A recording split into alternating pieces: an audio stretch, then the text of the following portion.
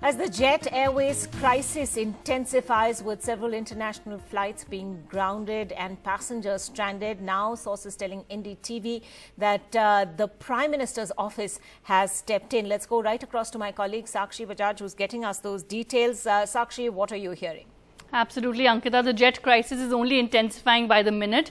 Last we've just heard is the fact that the PMO's office is going to take stock of the jet crisis. The Aviation Secretary and the DGCA are likely to brief the PMO as to what is the situation at Jet Airways, hold a review and hopefully lead to some sort of a conclusion.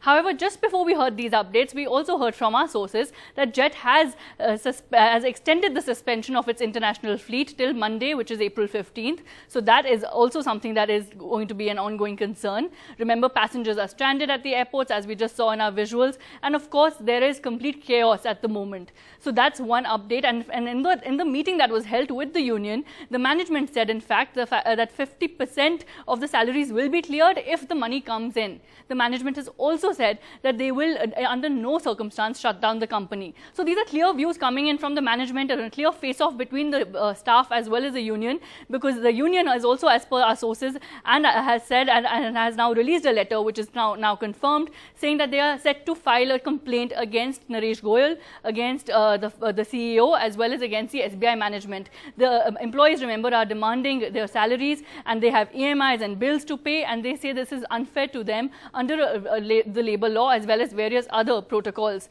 So a lot's happening as far as Jet Airways is concerned. For now, we know that there's an urgent meeting taking place, and let's see what comes out of that. Back to you for other news.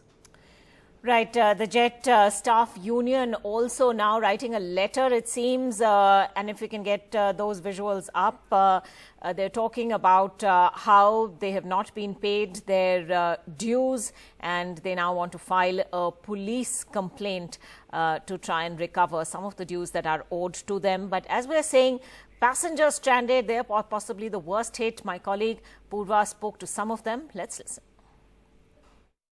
The Jet Airways crisis has deepened, and today on a Friday the ground staff of Jet Airways, around 2,000 people in Mumbai, have protested from 2 o'clock this afternoon, and they are marching towards the Jet Airways office. Let's just go across few people and ask them what are their demands. Ma'am, what are your demands? This month we have not got salary. So first of all, most of the ground staff are from a middle class family. So not being paid for 1 month, most of the staffs are staying in rent. They have to pay their rents. Their EMI checks are getting bounced. So first of all, our demand is at least pay our salary on monthly basis. And secondly is our job security. Without jobs, there will be 16,000 staff will be jobless. So our protest is just to save our jobs.